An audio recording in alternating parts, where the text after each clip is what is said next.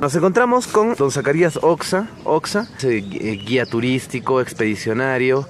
Y bueno, queremos hablar con usted, don Zacarías, sobre sus trabajos, sobre sus expediciones, sus descubrimientos, sobre lo que ha tenido oportunidad de vivir acá. Usted es una persona bastante reconocida, notable aquí en el Colca y tiene muchas experiencias seguramente para compartir. Y el motivo de nuestra visita era por poder acercar a la gente un poquito sobre los mitos, las tradiciones también, que no se conocen mucho del Colca, más allá de pronto de algunos puntos. Entonces, para conocer eso, queríamos conversar con usted. ¿Cómo está? Bienvenido entonces a este pequeño espacio. Muy bien, buenos días a los amables televidentes. Bueno, en efecto nos encontramos en la plaza principal de la capital de la provincia de Caylloma, como es Chivay, sobre los 3.650 metros de altitud. Tiene se podría decir una vocación, una misión de familia, puesto que ya su padre, por ejemplo, o su abuelo, fue un Iyapaco, ¿cómo se le puede decir? Le cayó un rayo, es más, ¿no? Y eso lo inicia en una tradición de pronto de misticismo, ¿podría ser? Sí, en efecto, sí, mi abuelo paterno, Rudecindo Oxa Quispe, fue efectivamente un sacerdote andino, dotado de poderes, diríamos, sobrenaturales, que a raíz de 3 impactos de rayo obtuvo, y que en el transcurso de su vida, desde los 30 hasta los 110 años de vida que tuvo, brindó, ayudó a mucha gente, ¿no? Puesto que la misión de él era ayudar sin mirar a quién. ¿Cómo es que se da este fenómeno del rayo? ¿Le cayó 3 veces en diferentes partes de su vida o le cayó en un solo día 3 rayos? Fue en un mismo día. Bueno, explíquenos eso, por favor. Según lo que me contó cuando era niño, mi abuelo Rudecindo era hijo de pastores. Vivía más o menos entre 4.800 y 5.000 metros de altura. Al casarse a los 30 años de edad, su esposa, mi abuela, que fue hija de agricultores en la localidad de Canocota, le obligó en cierta medida a bajar pues, de la Puna al valle, pero como su hábitat estaba allí arriba, pues era casi imposible de adaptarse, de modo que se fueron a pastorear el ganado, camellos americanos, andinos, perdón, generalmente. Y un día cualquiera, generalmente él salía junto con su perrito, Judas, a pastorear el ganado, mientras que mi abuela pues preparaba los alimentos en la choza, en la estancia. Aquel día me contaba que era en plena época de invierno, cuando el cielo estaba límpido, diáfano, y de pronto, junto a la pacheta, se nubló. Y de entre las nubes surgió un rayo. De pronto tronó y vino a estallar directo hacia Rudecindo, mi abuelo. Recuerda este primer momento. Enseguida se quedó como que estaba dormido y buscó sus dedos para pellizcarse si esto que estaba viviendo era cierto o un simple sueño. Pues no encontró sus extremidades y al rato abrió los ojos y sus ojos vieron que sus extremidades estaban diseminadas. En ese momento estalla un segundo rayo. Lo vuelve a impactar. Y la cabeza de Rudecindo actuó como que fuese un imán y atrajo sus extremidades y se compuso el cuerpo humano. Allí siguió pensando que si esto era un sueño o era realidad. Allí ya tenía sus dedos y pudo darse un pellizcón y dijo, esto es cierto. Pero estaba un poco atontado y de pronto un tercer rayo estalló. Este último lo despertó.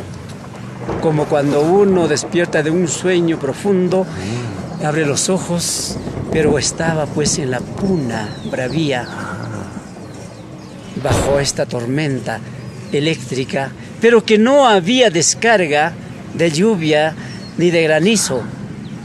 Era curioso.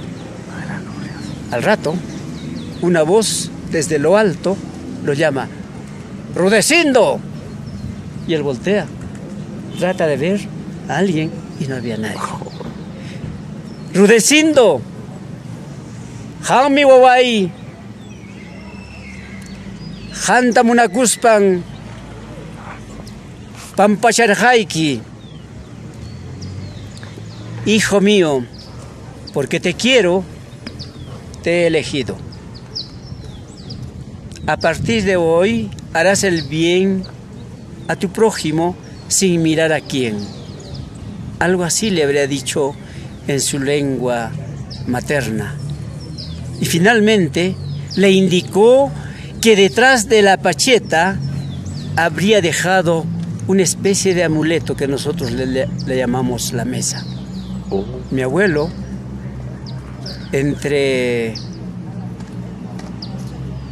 diría, como tambaleando, como embriagado o como soñoliento, no sé, apenas había subido a la montaña, dio la vuelta a la pacheta y efectivamente allí estaba la mesa. Envuelto en una manta, en una ligia de alpaca, lo cogió con mucha fe, con mucho respeto. Habría elevado una oración al Altísimo, dizque a San Santiago, porque la Illapa, el trueno, claro, ese es su dios, Santiago. De allí, llevando consigo la mesa, se fue a la choza donde estaba mi abuela. Le contó entonces. Y no podía creerlo mi abuela, que estaba vivo tras haber sido impactado por 3 rayos consecutivos. Pero sabían de que ciertas personas tenían la dicha de ser cogido por los rayos y ser resucitado, y que estos tendrían un gran poder, principalmente para presagiar y para curar. Y este habría sido el don que le habría otorgado a mi abuelo. Prepararon entonces, porque esto no es así nomás, aparte del agradecimiento, tenían que ir ante un alto misayoco, ante un sacerdote andino mayor, descendiente directo de los incas, que tengo entendido que se encuentran en una localidad que se llama Queros, allá en el Cusco, en Paucartambo. Fueron entonces, y para esto aquella voz primera que le había indicado el hallazgo que le dejaría detrás de la pacheta, este mismo le guiaba a través de su sueño y le pedía los requisitos, digamos, los elementos rituales indispensables para hacer aquel agradecimiento o aquel pago de gratitud ante o con el Alto Misayo en los Queros. Mandaron a tejer entonces mantas de vicuña, de fibra de vicuña, feto del mismo animal, entre otros elementos rituales, y se fueron. Dice que duró un mes el viaje, porque en aquella época pues no había medios de transporte y tuvieron que trasladarse caminando hasta los Queros.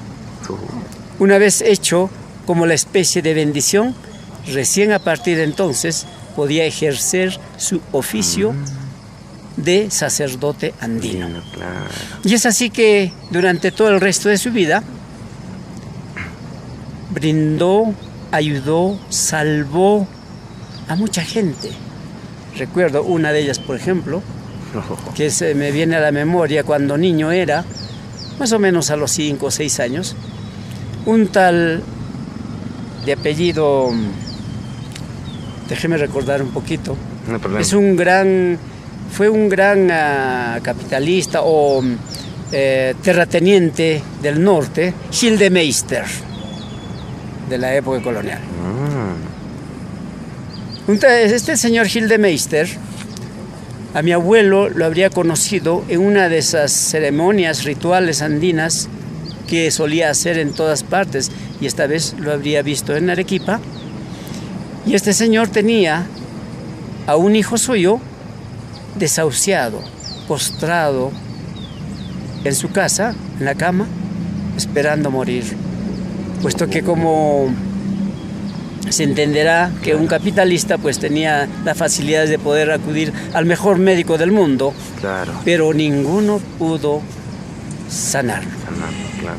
Y es allí que lo convoca mi abuelo y lo lleva hasta Lima. En Lima estaría el muchacho este, un joven, tengo entendido, y logró curarlo. Al salvarlo prácticamente de la muerte, a este hijo de un gran millonario, de un adinerado, como eran los Gildemeister, el mismo padre lo acompañó de regreso a su casa, montados en mula. Llegaron entonces a su natal Canocota, que está distante de Chivay a 10 kilómetros. Yo vi como un gran señor con un sombrero de macora bajaba, desmontaba de una tremenda bestia, cuya montura y estribos me parecían relucientes, creo que serían de plata o de oro. De pronto bajó la alforja y todo el contenido de la alforja se lo entregó a mi abuela Eugenia.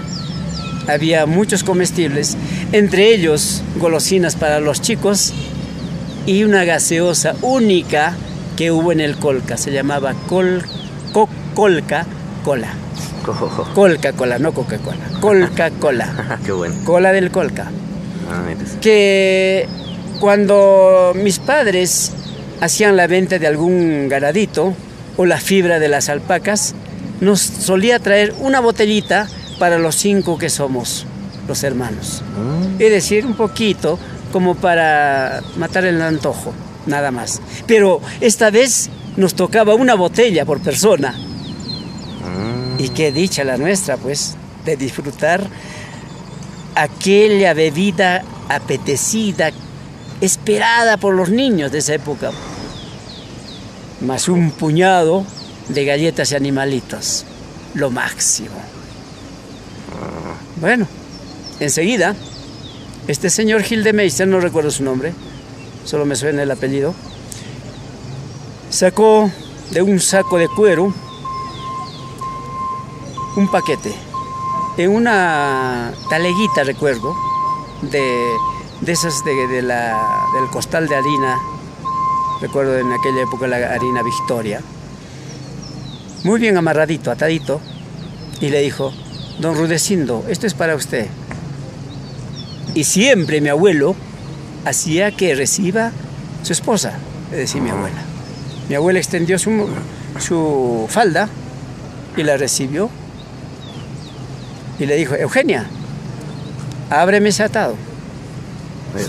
Lo abrió, ya. Lo abrió el atadito y aparecieron papelitos, que para mí era, pero serían billetes, no sé cuánto, pero era más o menos de este grosor, llenecito de billete. Y al ver que era dinero, mi abuelo dijo que se lo devuelva. Cutichipuy, devuélveselo. Pero el señor Gildemeister no la quiso coger. No, señor, esto es poco para lo que usted ha hecho con mi hijo. Ha salvado la vida de mi hijo. No solamente le voy a dar esto, le ofrezco una casa en Arequipa o quiere en Lima, no sé. Y tenía un tío menor, hermano menor de mi padre, que era el único que radicaba en Arequipa.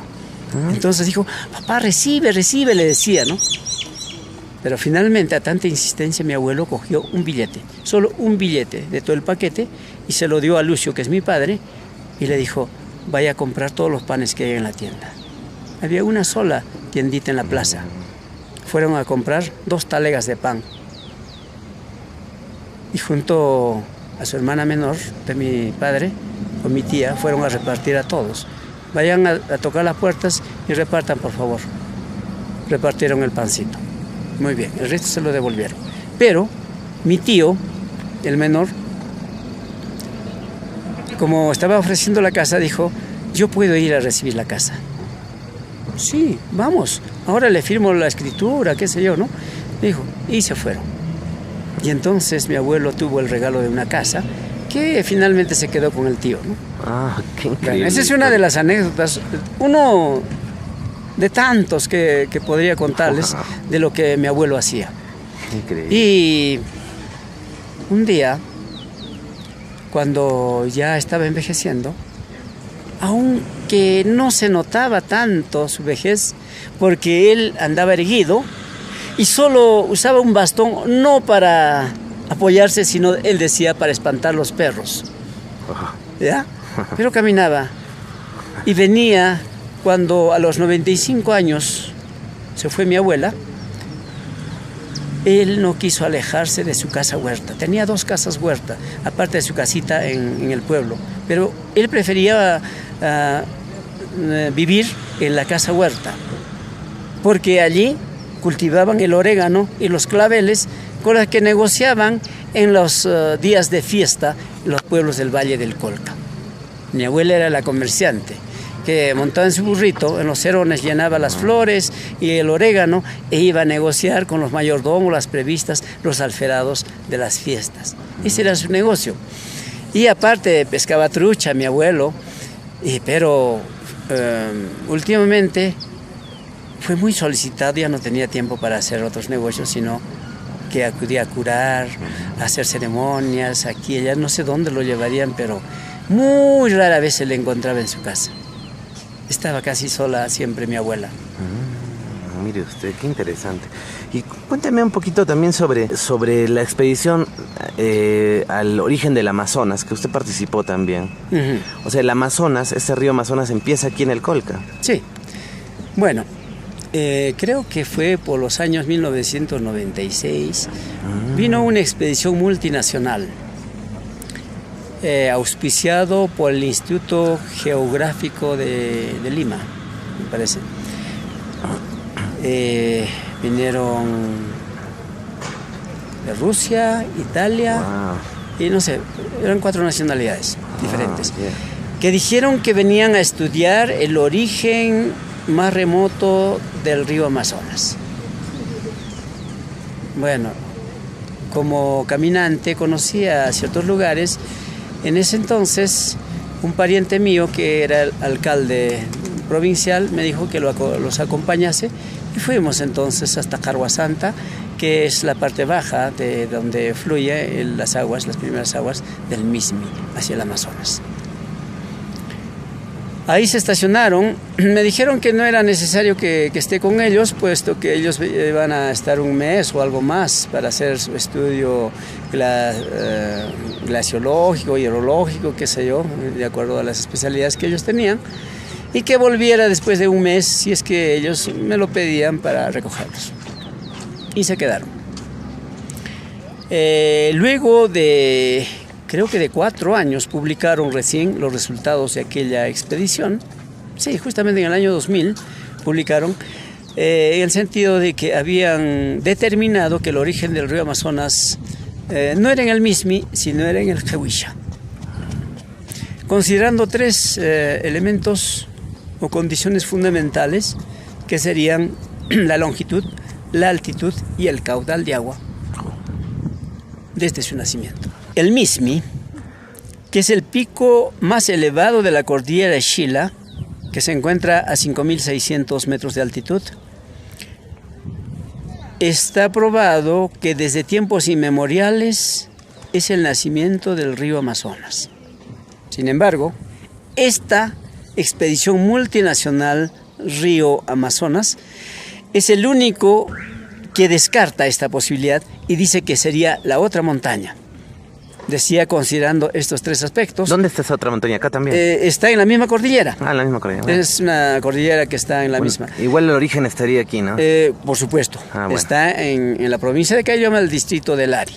Bueno, ellos concluyeron, de acuerdo a los diversos estudios, de que estaría ese punto de la quebrada de la Pacheta, se llama, en la montaña del Jehuisha, sería el más distante, sería más alto, aunque menos caudal de agua.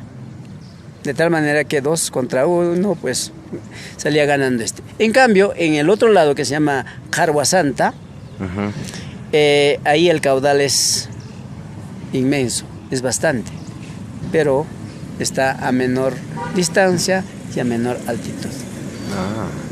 Pero, transcurrido el tiempo, esta fuente originaria del Amazonas prácticamente ha desaparecido.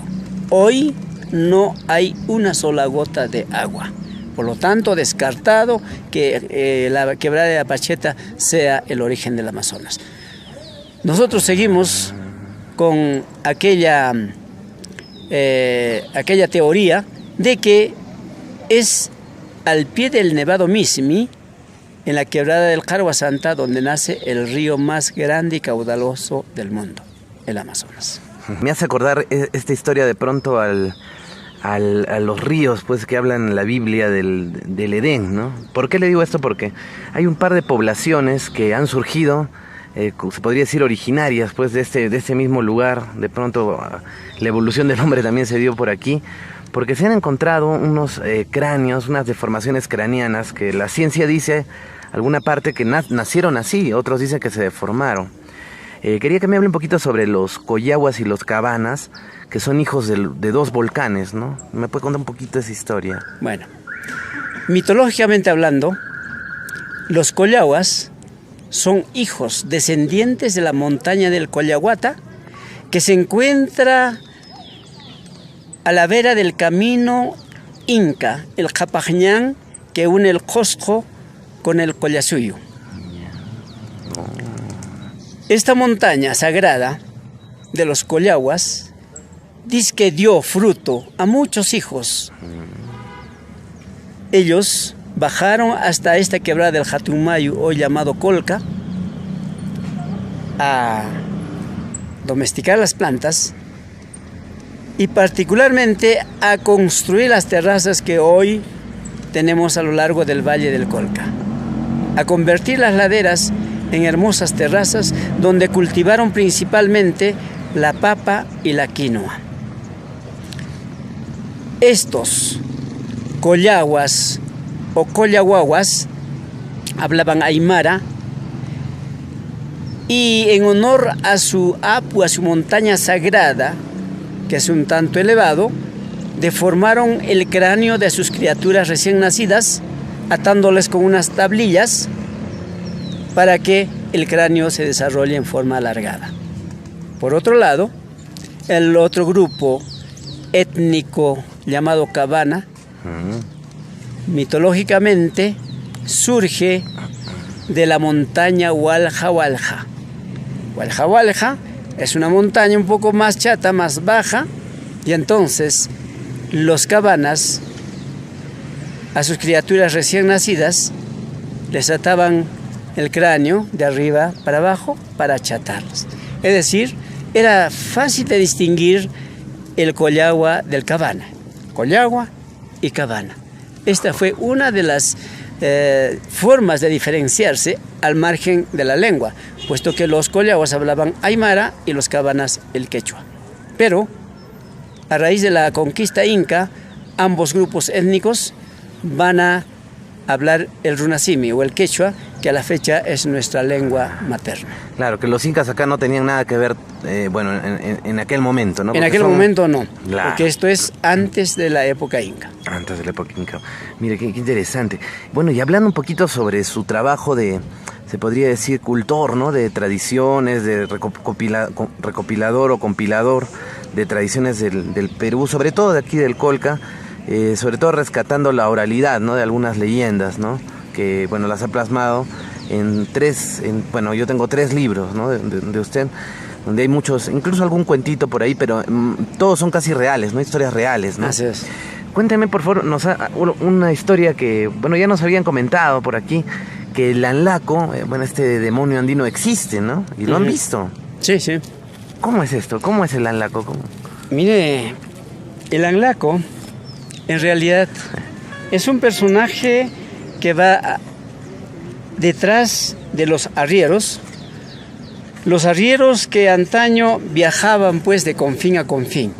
Vale decir que de aquí del Valle del Colca bajaban al Valle Costero para intercambiar productos, es decir, hacer el trueque, ¿no? Esta era la forma de comercializar sus productos y tener pues productos de los diferentes pisos ecológicos y poder mantener a la familia. Dicen que el anlaco siempre estaba a la vera del camino por donde iban los arrieros. Y bueno, voy a contar solo uno de los casos que me parece que es el más, digamos, acertado, que no es un mero cuento, puesto que esto me lo ha contado un arriero. Un tío de nombre Juan Godofredo Cruz Romero de Cabanaconde, a mí me contó cuando en vida, hace algo más de 5 años atrás, que había visto a los langlacos en un lugar misterioso del Cañón del Colca. Él me contó que los langlacos vivían debajo de la catarata de Chuirca. Es una catarata cuyas aguas tributan al río Colca, camino a Huaruro, que es una gran catarata allí en el Cañón del Colca. Ahí está el infierno. Él me dijo que cuando tenía 12 años, pasada la fiesta del Corpus Christi en Cabanaconde, habían ido con 4 compañeros de clase, ¿no?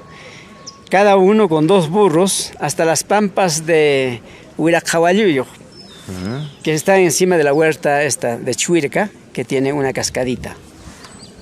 Después de haber hecho ya las cargas de bosta, porque este era el combustible con la que cocinaban pues en la casa, la bosta, el estiércol de la vaca, ¿no? A eso de las 6 de la tarde, dice, cuando justo el sol ya se iba ocultando, estaban comiendo su fiambre y en ese momento aparecieron los langlacos desde el fondo de la cascada de Chuirca. Dice que sonaban unas campanas, tolón, tolón, tolón, y aparecieron en fila por la escalera de roca 24 langlacos. Llegaron hasta la pampa de Santa María, eran mismos sajras, mismos diablos, dice él, que tenían ojos grandes y saltones, cola y cachos. Vestían un traje rojo y capa negra, en la mano llevaban una horquilla, dice. Al mover la cola y la cintura sonaban tolón, tolón, chilín, chilín, tilín, tilín, y se perdía. Y de sus pies salían otro sonido, dice, chaya, chaya, chaya. Así pasaron, dice, delante de ellos. Al verlos casi se mueren. Hasta los burros escaparon de los langlacos. Hacían apenas los burros que no podían ni rebuznar. El tío Godofredo había logrado escapar felizmente y sus burros, que los tenía atados, no habían huido. En cambio, sus compañeros, que los tenían los burros sueltos y que más se habían asustado, pues perdieron a sus burros y también a sus compañeros. Él quedaba solo en vida. Temblando de miedo, cargó a sus burros y se fue hacia Cabanaconde, oscureciendo ya. Cuando estuvo ya por la cruz de Achachihua, que ya está a unos 500 metros más o menos del pueblo de Cabanaconde, ya le cayó la noche. Allí descansó un rato y recién respiró tranquilidad. Pero de repente otra vez se oyó ¡tom! ¡Tilín, tilín, tilín, tilín, tilín, tilín, tilín, tilín, tilín!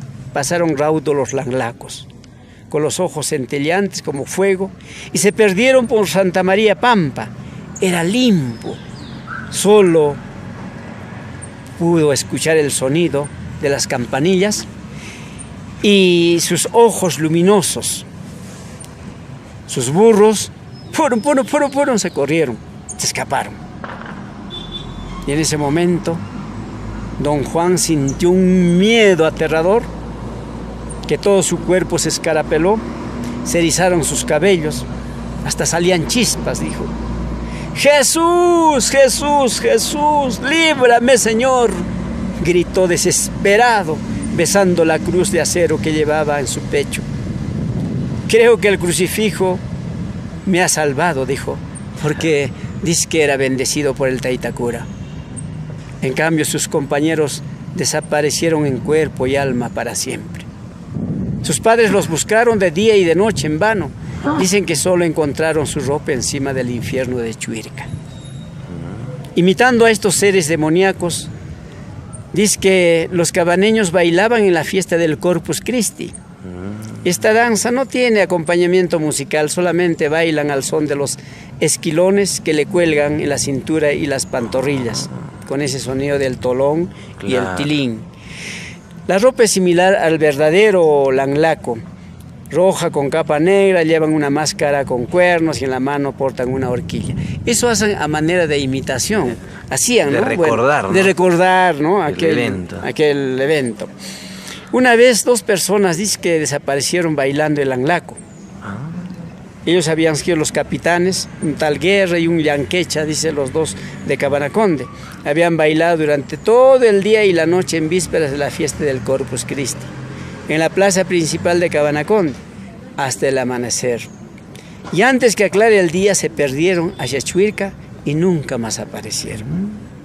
Era curioso, todos los que bailaban en el langlaco, si no desaparecían, prosperaban rápido, se enriquecían.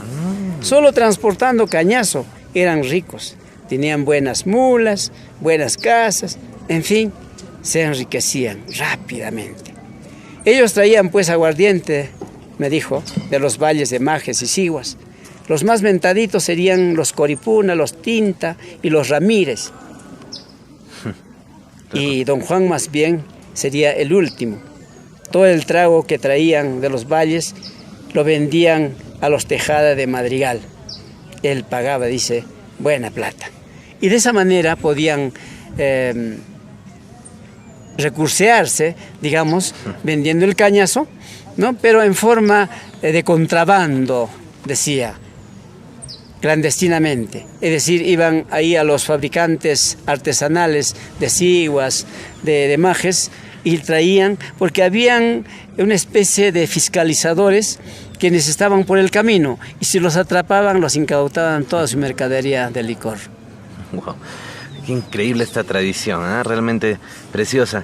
Ahora, hay un par de eventos, ya como para terminar, unas 3 preguntas le quiero hacer, pero bueno, hay tiempo para contestarlas. Se podría decir 2 eventos que han transformado o que han hecho que todo el valle en sí, o Cayoma, sea más conocido, ¿no? Uno ha sido, vamos a ir de adelante hacia atrás, ¿ya?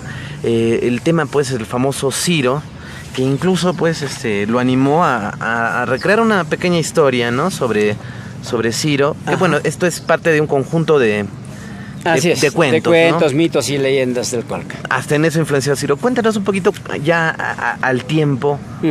¿Cómo lo ve este caso de Ciro, bueno, don Zacarías? Yo tuve conocimiento de que Ciro y Rosario eran compañeros de estudio de la Universidad de Lima, del programa de Ingeniería Forestal.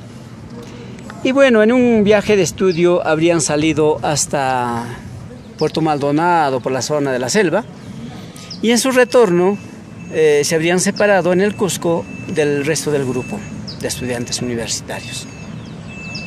Enseguida, Ciro y Rosario se van a trasladar a Puno y justo van a coincidir con la fiesta de la Candelaria, que se celebra pues durante la primera semana de febrero.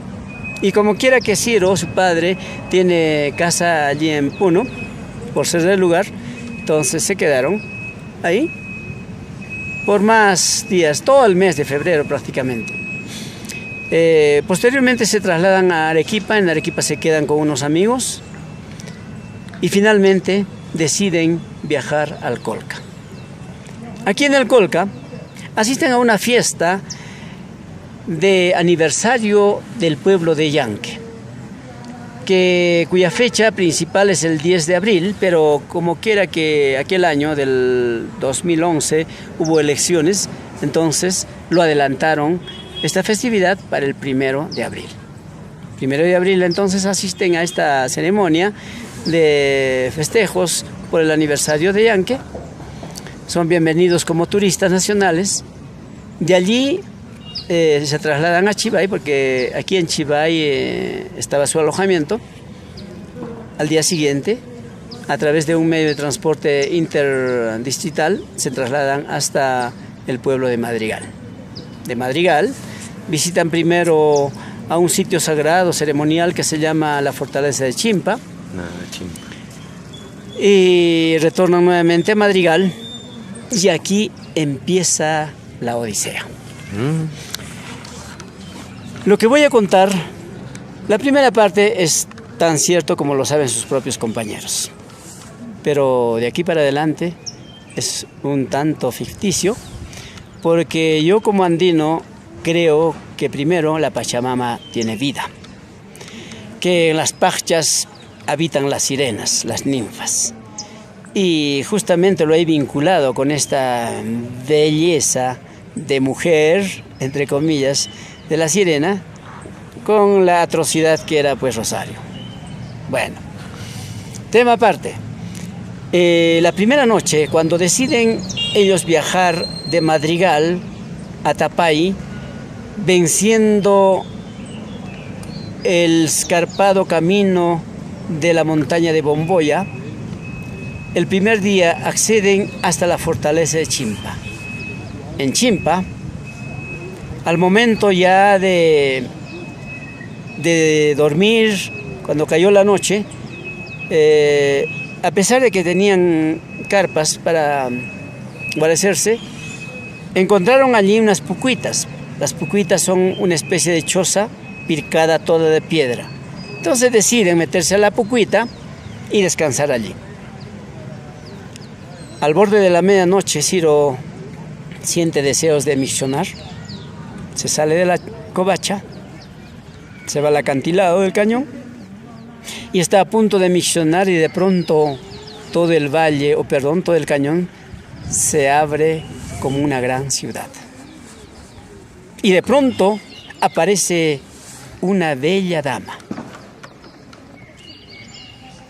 Y como todo mortal es un poco débil, fue atraído por la belleza de esta mujer, y Ciro es encantado. Y van a parar al lecho de la muchacha. Bueno, para Ciro esto es normal. Está en una gran ciudad, en una bonita casa, sobre una cama con una bella princesa. Pero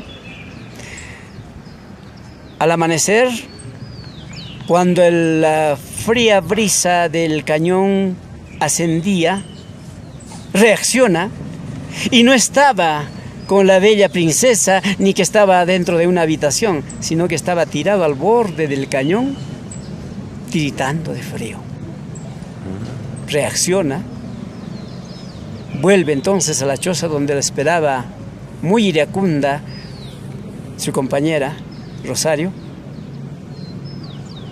y al verlo que estaba exaltado y tiritando de frío, pues le pidió una explicación dónde, con quién habría ido a alguna parte.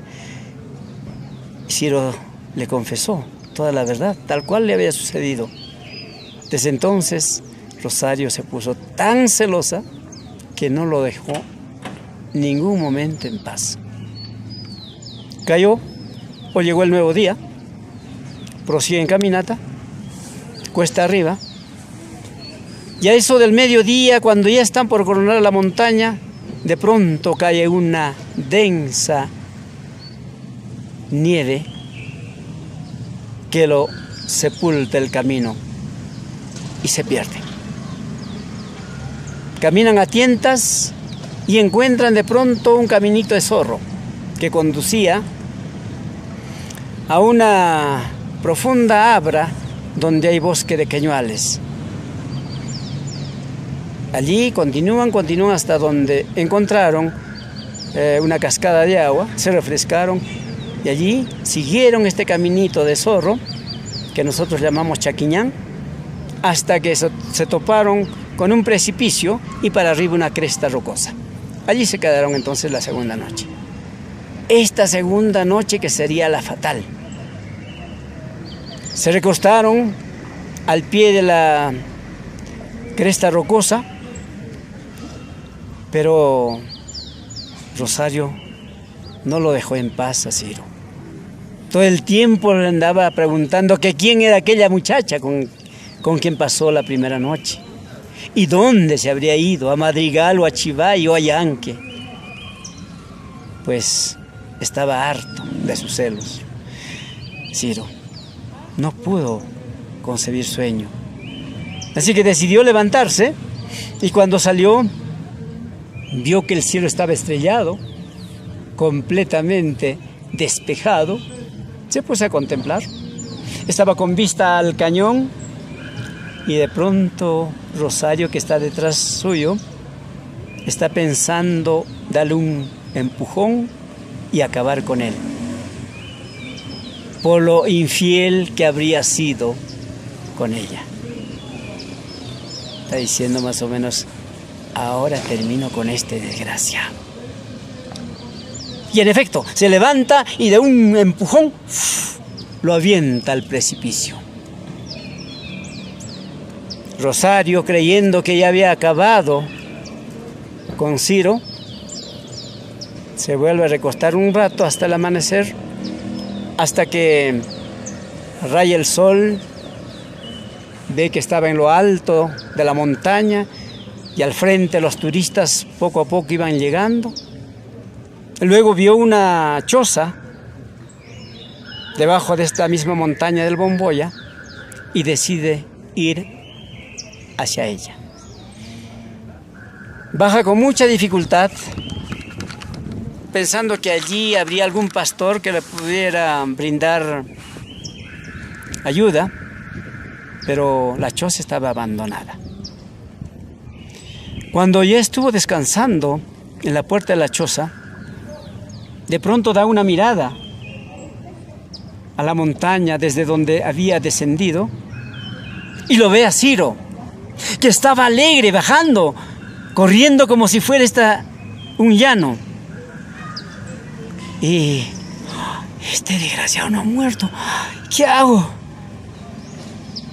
Está muy preocupada.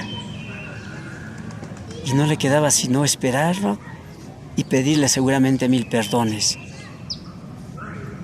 Bueno, se acercaba poco a poco hacia la choza, pero antes de llegar a la choza hay un arroyuelo que divide.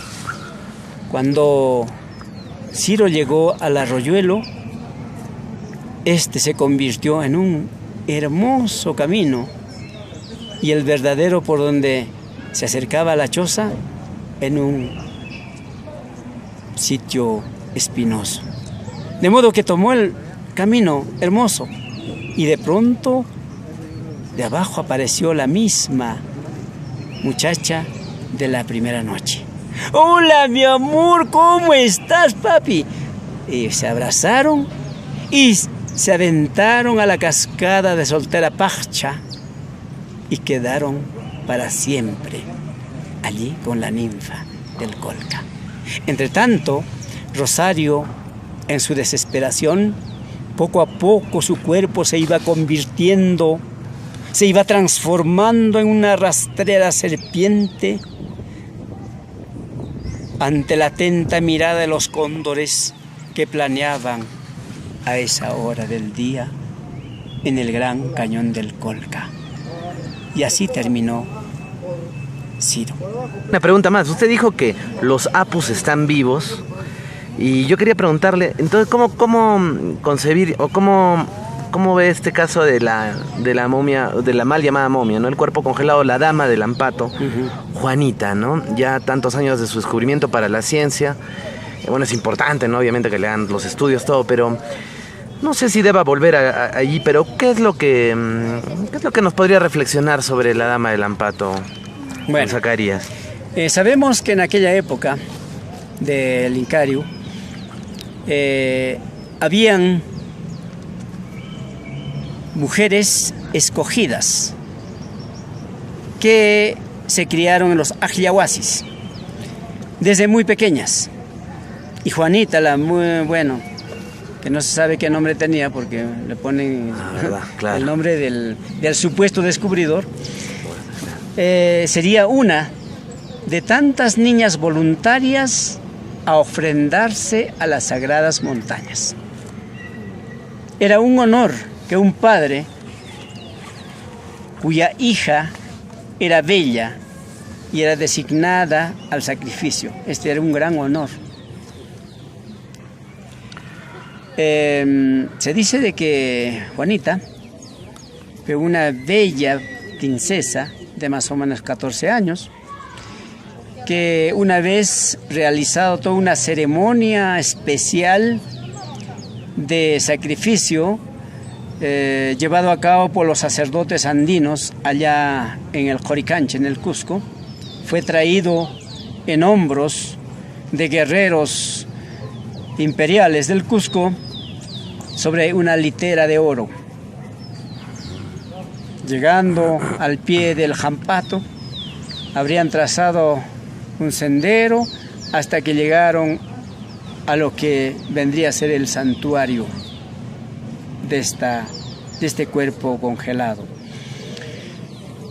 Allí le habrían asestado un golpe para que se quede para siempre, como una ofrenda de gratitud y respeto a la montaña para aplacar su ira. La creencia era de que al hacer este tipo de ofrendas, de pagos, podían estar en armonía con la naturaleza, en armonía con los apus, en armonía con la Pachamama.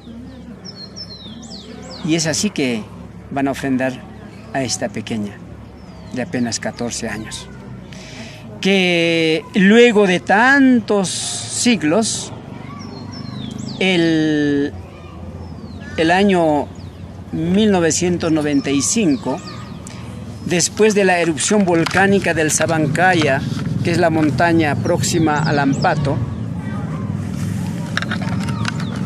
cuya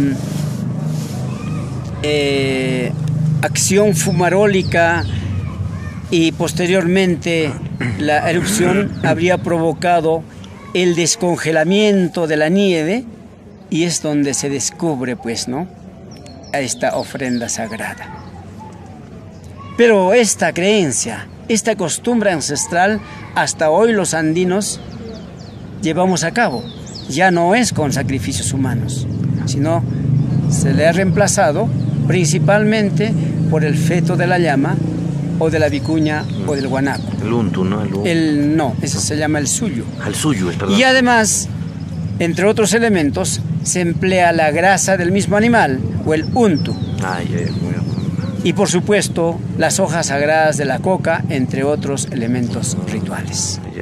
Aquí en el Colca también nosotros creemos totalmente, ¿no?, en el fenómeno ovni. Tenemos muchos testimonios por todas partes del Perú y pensamos que aquí también, de hecho, hay unas fotografías, hay algunos relatos. ¿Usted diría que el Colca ha sido visitado también por los famosos ovnis? ¿Usted ha visto tal vez? Yo diría que sí. Yo en una ocasión, a la edad de más o menos 15 años, cuando los viajes eran tediosos, que había que viajar durante 12 largas horas en unos buses, yo había viajado acompañando a un transportista minero del Madrigal hacia la estación de ferrocarril en Zumbay. Más o menos al amanecer de un nuevo día, allá en la parte alta, Patapampa, que está a 4.900 metros de altitud, se averió el vehículo y paramos. Y de pronto yo en ese momento había estado durmiendo y el conductor me despierta y me dice que le ayude a reparar pues el carro, ¿no? Bueno, nos bajamos y lo primero que nos llamó la atención fue que estaba despejado el cielo limpiamente y había una luz resplandeciente en las faldas del Hualcahualca.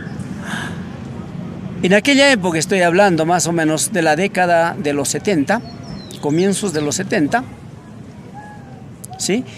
Sí se rumoreaba que habrían algunos seres extraterrestres, ¿no? Que por ahí volaban, que era como un platillo o algo así.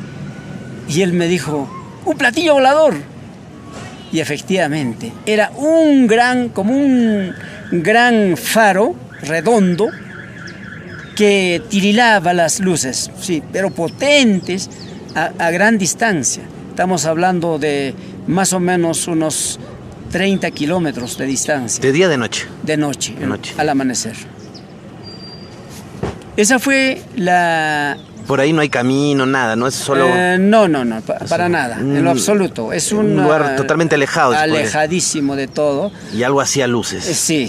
Y estaba exactamente en las faldas del volcán Hualcahualca. Mire usted. Qué interesante realmente. Mire, me ha sorprendido. Bueno, Zacarías, entonces, no sé si nos puede dar alguna última, ya para terminar, bajo la redundancia, una reflexión final. Todas las personas que, una invitación tal vez, ¿no? A la gente que venga aquí a Caylloma, al Colca, lo busquen. O bueno, nos puede dejar algo más, ya como para despedirnos. Bueno, a todos los amigos televidentes, principalmente de la República Independiente de Arequipa y por supuesto del Perú, invitarles a que visiten el cañón más profundo del planeta Tierra.